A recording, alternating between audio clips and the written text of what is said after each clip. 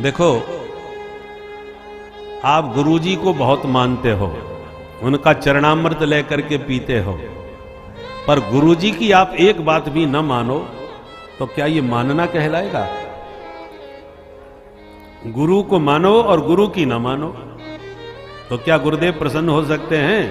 कभी नहीं। अब भले ही तुम गुरुजी के चरण धो करके चरणामृत नहीं ले रहे, गुरुजी से मिलने भी नहीं आए, परंतु गुरुजी के बताए हुए मार्ग पर अक्षरशः चल रहे हो तो आप गुरुजी के लाडले हो, प्यारे बन जाओगे।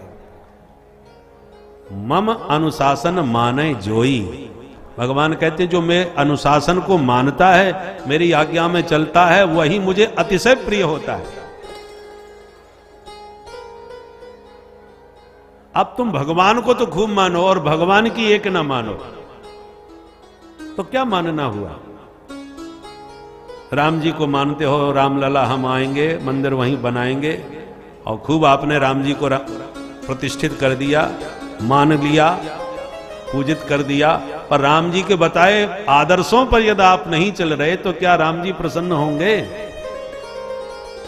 भगवान कृष्ण को आप मानो, राधे राधे खूब गाओ, परंतु कन्हैया की बताई हुई आज्ञा में आप नहीं चले तो क्या ये भगवान कृष्ण को प्रसन्नता प्रदान करा सकते हैं? कभी नहीं। इसलिए भगवान की आज्ञा में जो चलता है भगवान उसी से प्रसन्न होते हैं, और भगवान की आज्ञा वेदों में, शास्त्रों में है। श्रुति स्मृति भगवान की आज्ञा है, उस आज्ञा में जो चलता है भगवान उससे प्रसन्न होते हैं। इस प्रकार भगवान समय समय पर बच्चों को शिक्षा देते रहते हैं। एक दिन बलराम जी बोले कन्हैया चलो वृंदावन घूम आए, परसों की कह के निकले थे वृंदावन से, आज बरसों बीत गए, भाई जाना ही नहीं हो पा रहा। भगवान बोले दाऊ दादा तो आप जाओ, घूम आओ वृंदावन। दाऊ जी समझ गए इसका मतलब ये नहीं जाएंगे, चलो हम अकेले ही चले जाते हैं। ठीक है कन्हैया, अब की बार गर्मियों की छुट्टी वृंदावन में बिताएंगे और 2 महीने पूरे वहीं रह करके आएंगे। चैत्र और वैशाख ये 2 महीने का अवकाश लेके दाऊ जी वृंदावन घूमने चले गए। और जितने दुष्ट राजा थे वो सबसे ज्यादा डरते थे तो केवल बलराम जी से। भगवान कृष्ण को तो भगोड़ा और रणछोर कह करके उनकी उपेक्षा कर देते, ये तो भगोड़ा है, रणछोर, पर इसका बड़ा भाई हलमूसल वाला बहुत खतरनाक है भाई, उससे बच के रहना। तो एक पौंड्रक नाम का राजा था, उसको भगवान बनने का भूत सवार हो गया। उसका मित्र था काशीराज, काशी नरेश। उसने कहा मित्र जब तेरे को भगवान बनना ही है तो बन ही जाओ, मैं स्वयं तेरा पुजारी बन के तेरी पूजा करूंगा और बढ़िया तेरा प्रचार प्रसार करूंगा, पर जो चढ़ावा आएगा वो 50-50 मंजूर है। तो दोनों राजाओं के बीच में ठगबंधन हो गया।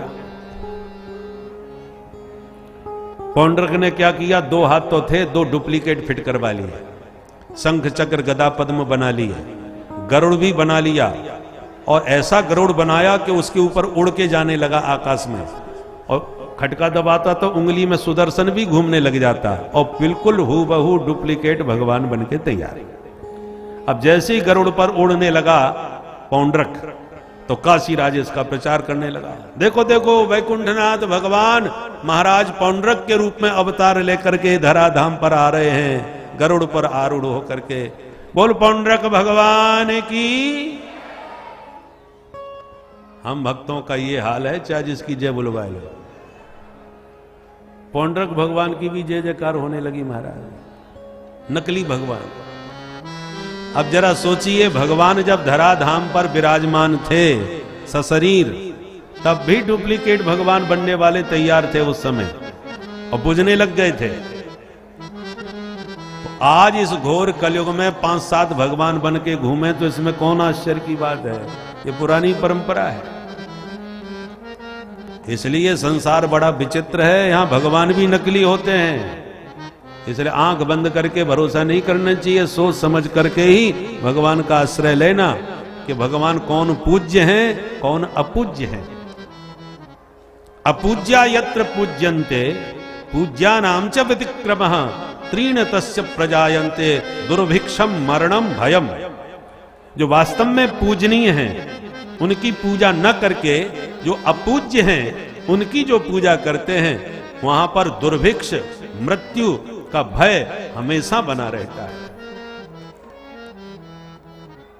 इसलिए हर जगह पूज्य नहीं है। जो पूज्य हैं उनकी पूजा करो, उसके लिए सावधान रहो। पहले हमारे यहां मार्गदर्शन कराने के लिए हमारे कुल गुरु हुआ करते थे। कुल गुरु, कुल देवी हैं, ये हमारी परंपरा, ताकि हम लोगों को परंपरा के ज्ञान नहीं है, तो जो हमारे कुल गुरु होते हैं वो हमारी परंपराओं के अनुसार हमारा मार्गदर्शन कराते हैं। हर जगह की परंपराएं अलग अलग होती हैं, परंतु अब धीरे धीरे कुल गुरु विलुप्त होते चले जा रहे हैं। कोई कहीं जाके बस गए, कोई कहीं जाके बस गए। छोटे छोटे बच्चे हैं, हॉस्टल में चले गए पढ़ने के लिए, पढ़ करके निकले तो जॉब लग गया, तो कहीं विदेश चले गए, वहीं विवाह शादी करके बस गए। अब उन्हें पता ही नहीं है कि हमारे कुल गुरु कौन है, हमारी कुल परंपरा क्या है, हमारा गोत्र क्या है, प्रवर क्या है, वेद क्या है, शाखा क्या है, सब भूल भाल गए। एक बार विदेश में हम एक सज्जन ने बुलाया यूरोप में, और उन्होंने कहा कि महाराज हम रुद्राभिषेक कराना चाहते हैं, सोमवार है। तो हमने कहा चलो हम करा देते हैं।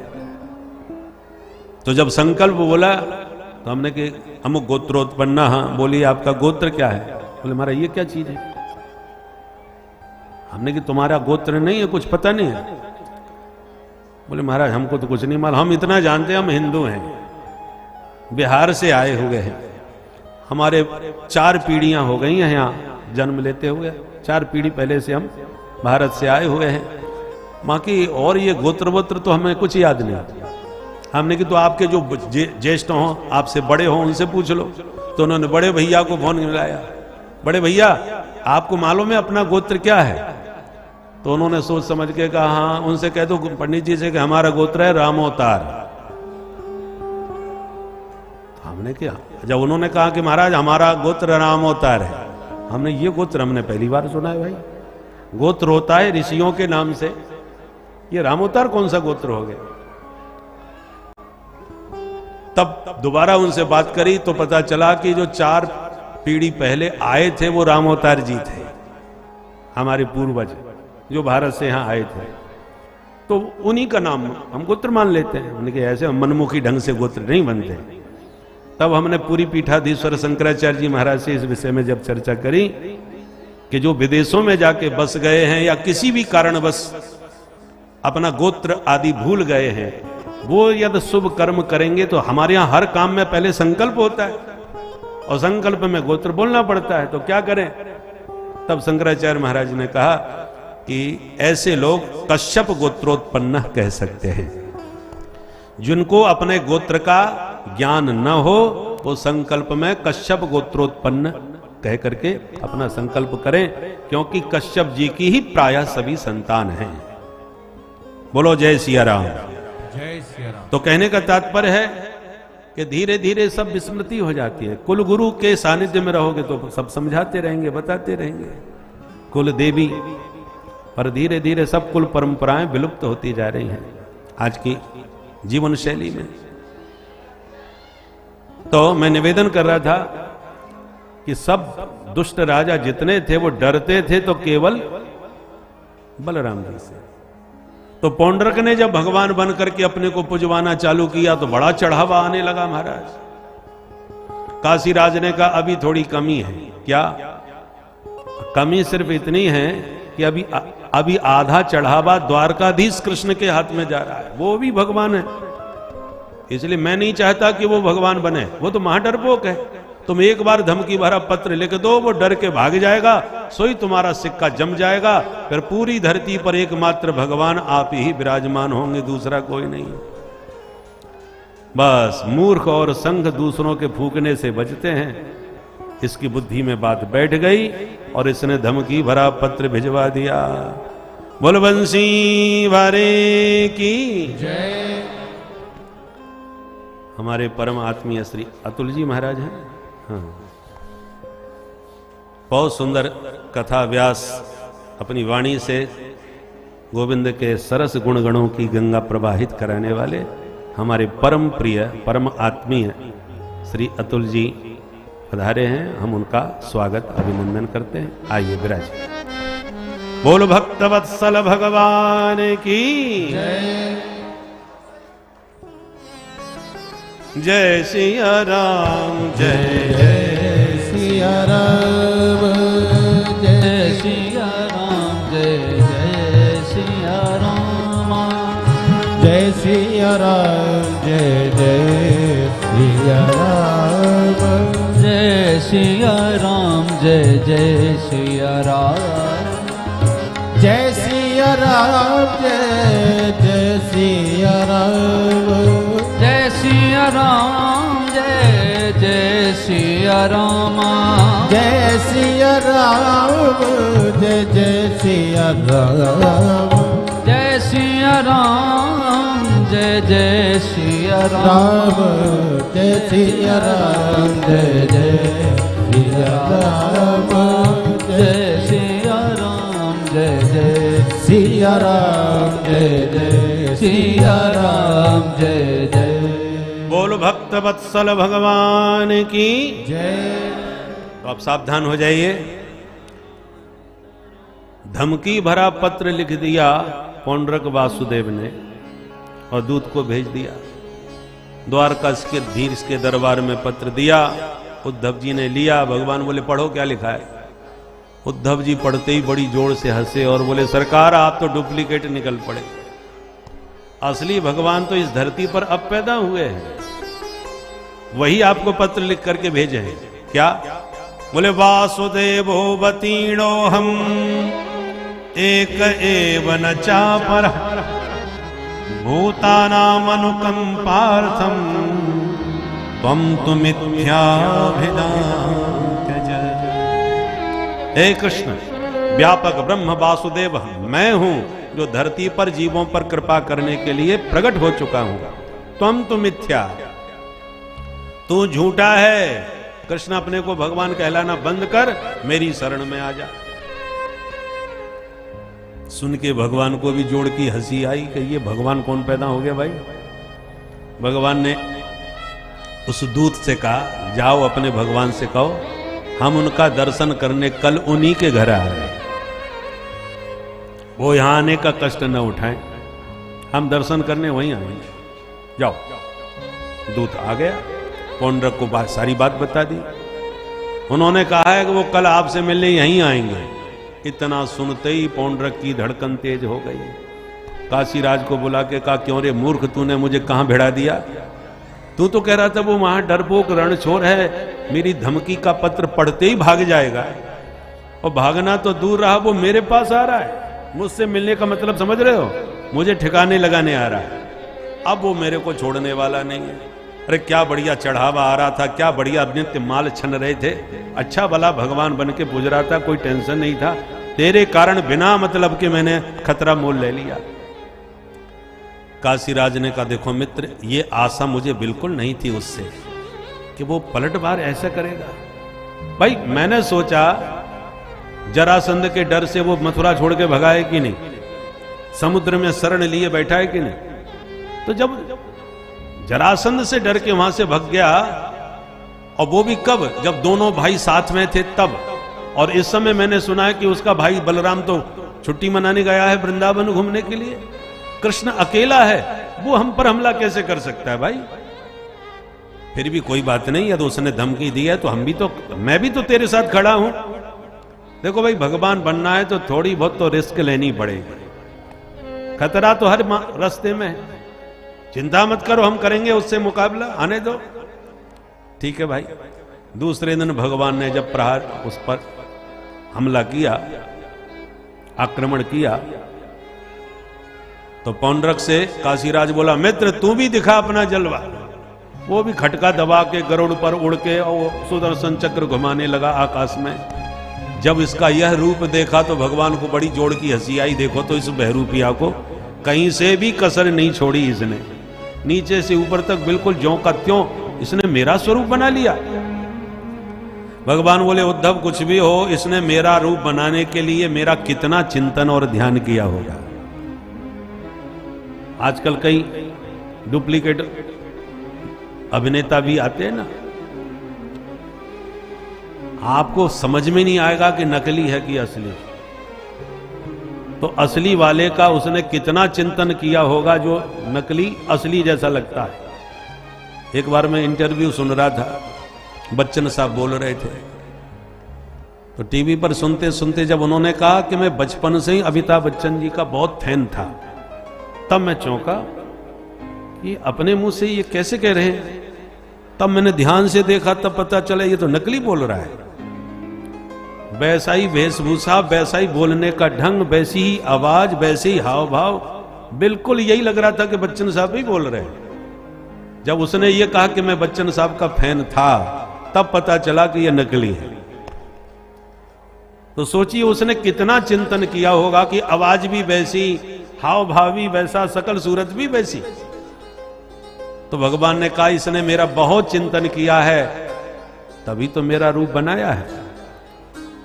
इसलिए तस्मात् केनाप्युपाये न मन कृष्णे निवेशेत, कैसे भी सही चिंतन तो भगवान का ही हुआ ना। इसलिए अब इसको असली रूप में अपना प्रदान कर देता हूं। युद्ध हुआ, भगवान ने सुदर्शन चक्र से पौंड्रक का वध किया, सारूप्य मुक्ति उसे प्रदान करी, काशी राज का भी वध करके उसे काशी में फेंक दिया। बोल भक्तवत्सल भगवान की विनाशाय च दुष्कृता। तो 10वें स्कंद में 90 अध्याय है। पूर्वार्ध में 50 से पहले के जो अध्याय हैं उसमें परित्राणाय साधु नाम की कथा है, और 50 के बाद जो अध्याय है उसमें विनाशाय च दुष्कृताम की कथा है। पूर्वार्ध में भगवान की बंसी की महिमा गाई गई है, और उत्तरार्ध में भगवान के सुदर्शन चक्र का चमत्कार बताया गया है।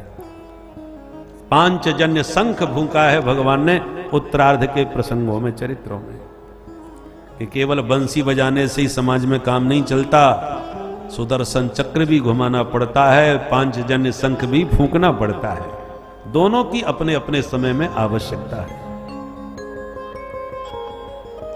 वक्ता की वाणी की धारा भी समयानुसार होनी चाहिए।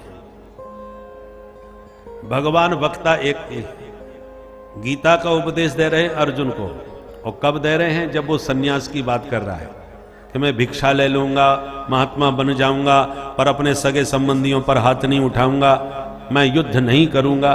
युद्ध से भाग करके बाबा जी बनने की बात कर रहे थे अर्जुन।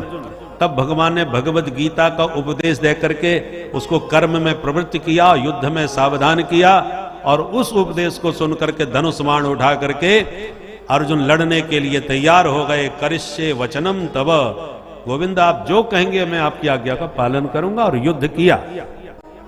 उस समय युद्ध की आवश्यकता थी, और भगवान ने उसी विधि से उपदेश भी अर्जुन को दिया। पर जब यदुवंश संहार होने को आया, तब भगवान उपदेश उद्धव को दिए भागवत के 11 स्कंध में।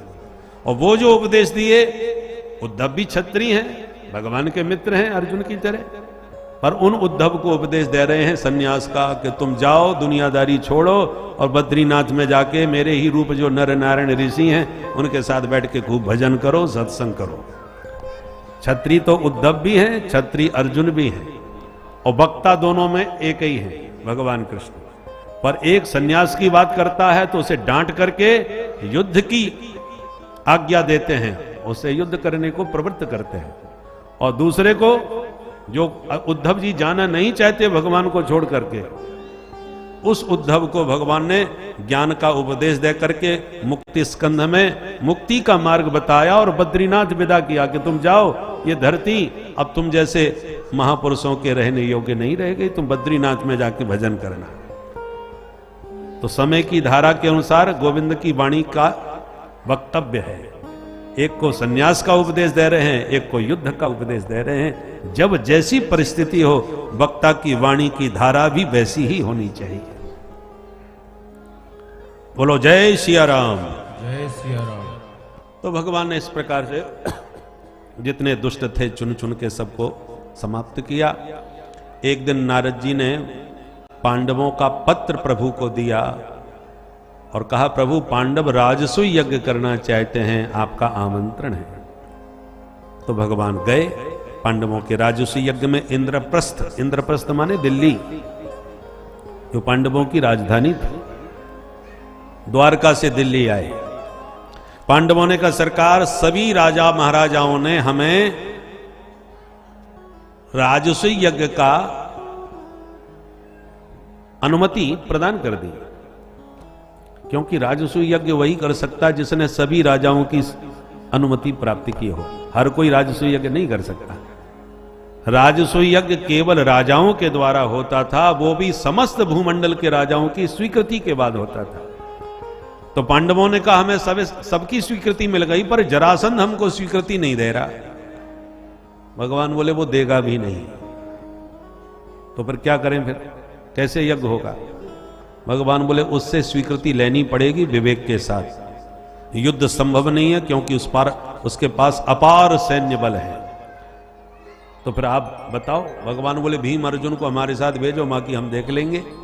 तो तीनों पंडित जी बन करके जरासंध के यहां गए और बोले युद्धम नो देहि राजेंद्र द्वंद्व सो यदि मन्यस्य। महाराज हमें आपसे भिक्षा चाहिए। जरासंध ने कहा भिक्षा में क्या पसंद करेंगे? तब भगवान बोले हमें आपसे भिक्षा में युद्ध चाहिए। जरासंध बड़ी जोर से हंसा। ब्राह्मण होकर के युद्ध की बात कर रहे हो? अरे ब्राह्मण हो तो मालपुआ खाओ, खीर सटकाओ और पेट पर हाथ घुमाओ, दक्षिणा लेके जाओ। ये लड़ने भिड़ना कहां से सीख लिया आप लोगों ने? भगवान बोले राजन नानन्न कांक्षिणा, हमको भोजन भट्ट ब्राह्मण मत समझना। हम केवल खाना ही खाना नहीं जानते। हम युद्ध करना चाहते हैं, क्योंकि हम युद्ध की भिक्षा आपसे इसीलिए मांग रहे हैं। ओहो, अब समझा।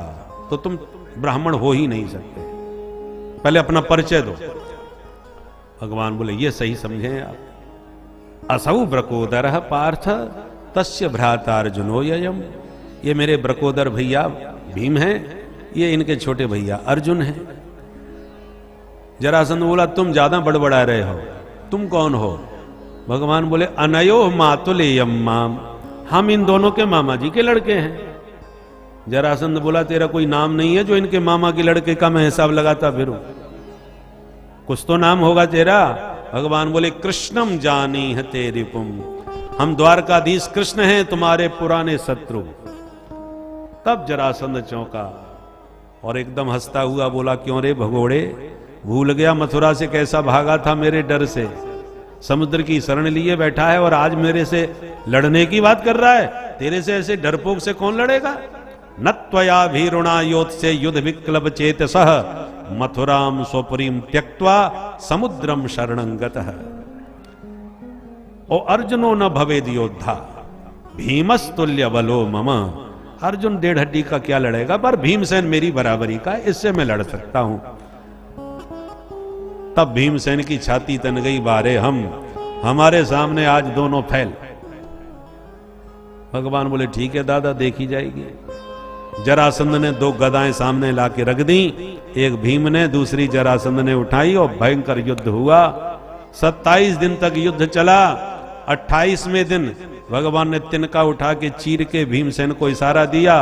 उस इशारे पर जरासंध को नीचे पटका, पैर को अपने पैर से दबाया और दूसरे पैर को पकड़ के जोर का झटका लगाया तो गुदतः पाटया मासा शाखा में महागजः, जैसे गजराज वृक्ष की शाखा को चीर डालता है, ऐसी जरासंध को बीच में से 2 टुकड़ों में चीर करके फेंक दिया।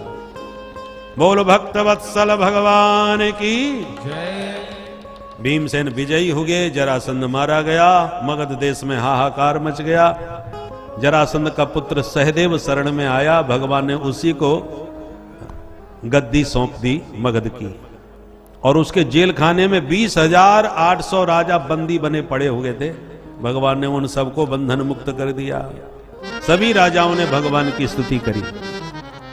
कृष्णाय वासुदेवाय हरे परमात्मने प्रणतक्लेशनाशाय गोविंदाय नमो नमः। गोविंदाय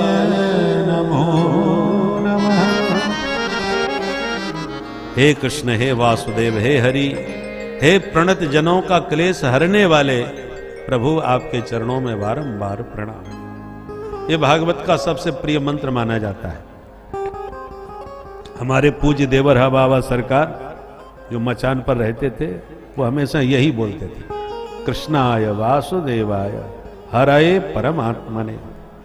ये सबको याद होना चाहिए और प्रभु से इसी के द्वारा प्रणाम करके प्रार्थना करना चाहिए। प्रणत जनों का क्लेश हरने वाली, जब भी संकट आवे इसी के द्वारा प्रभु को प्रणाम करके प्रार्थना करनी चाहिए। और प्राय लोग प्रणतः क्लेश नाशाय बोलते हैं, प्रणतः में विसर्ग लगा देते हैं, ये विसर्ग नहीं, प्रणतः क्लेश नाशाय, बिना विसर्ग के। क्योंकि आधा अक्षर जब आगे हो तो संस्कृत में पहले अक्षर पर बल लगाया जाता है, तो चूंकि आधे क्लेश शब्द है इसलिए प्रणतः क्लेश नाशाय बोला जाता है, प्रणतः क्लेश विसर्ग नहीं।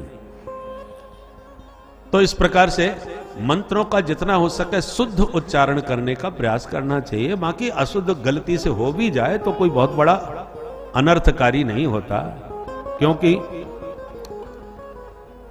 मूर्खो बदति विज्ञाय, मूर्खो बदति विष्णाय, विज्ञो बदति विष्णवे।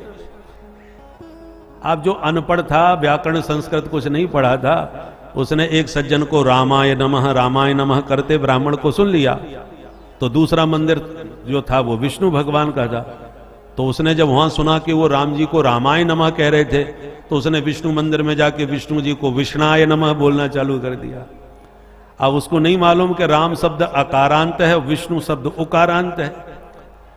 तो नमः जब किसी देवता को नमस्कार किया जाता है तो उसमें चतुर्थी विभक्ति का प्रयोग होता है, तो राम शब्द की चतुर्थी की विभक्ति के एक वचन में रामाय बनता है, इसलिए रामाय नमः तो ठीक है, पर उकारांत विष्णु शब्द है, तो उकारांत में चतुर्थी के एक वचन में विष्णवे बनेगा, विष्णाय थोड़ी बनेगा।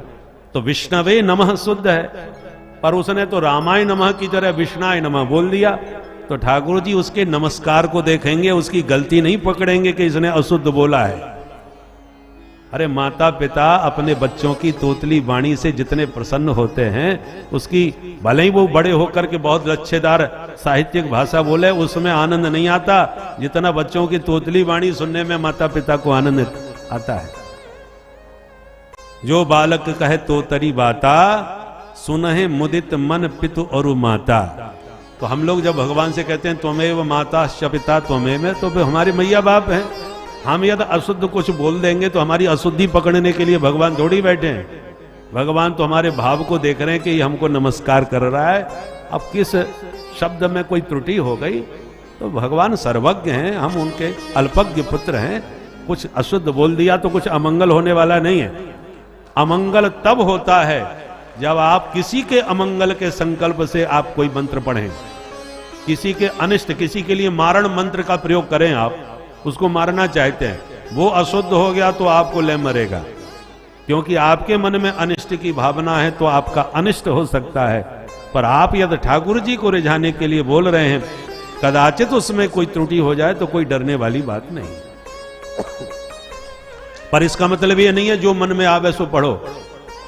प्रयास यही करना चाहिए कि मंत्राधिक शुद्ध उच्चारण हो गए। बोलो जय सिया राम। जय सिया राम। तो जरासंध के जेल खाने से सभी राजाओं को मुक्त करके भगवान पुनः पांडवों के राजसूय यज्ञ में आए। अब यज्ञ बड़े धूमधाम से प्रारंभ हुआ। पहला प्रश्न खड़ा हुआ कि इस विशाल यज्ञ में प्रथम पूजन किसका किया जाना चाहिए। तो सहदेव खड़े होकर के बोले, मेरी दृष्टि में तो भगवान द्वारकाधीश से बढ़िया कोई दूसरा पात्र नहीं हो सकता। पितामह भीष्म ने तत्काल खड़े होकर अनुमोदन किया। बिल्कुल ठीक कहा है सहदेव, मैं भी तुम्हारे इस सुझाव से सहमत हूं, अनुमोदन करता हूं। तो सारी सभा ने, जब भीष्म बाबा ने मोहर मार दी तो सबने करतल ध्वनि से प्रस्ताव पारित कर दिया। किंतु जैसे ही प्रभु का प्रथम पूजन प्रारंभ किया पांडवों ने, तो उसी सभा में बैठा था शिशुपाल, उसके पूरे शरीर में आग लग गई कि ये वही श्रीमान जी हैं कि बारात लेके हम गए दूल्हा बन के और दुल्हन लेके ये भाग गए। आज मेरा मौका है, मैं इसको छोड़ूंगा नहीं। दिल मिला के खड़ा हुआ और जो गालियां दी, ईशो दुरत्य काल इति सत्यवती श्रुति वृद्धानामपि यद बुद्धिर बाल वाक्यर विविध्यते। सहदेव अभी बच्चा है और भीष्म बुढ़े हो गए, इन दोनों की बुद्धि बराबर है। आप लोगों ने बिना सोचे समझे ये निर्णय कैसे ले लिया? जैसी अपशब्दों का प्रयोग भगवान के लिए किया, पांडवों ने तलवार खींच ली। हम अपने प्रभु का अपमान कभी सहन नहीं करेंगे। तो शिशुपाल के समर्थन में भी अनेकों राजाओं ने तलवार खींच ली। नहीं नहीं, अभिव्यक्ति की आजादी होनी चाहिए। चेदी नरेश महाराज शिशुपाल को भी अपनी बात कहने का पूरा अधिकार है।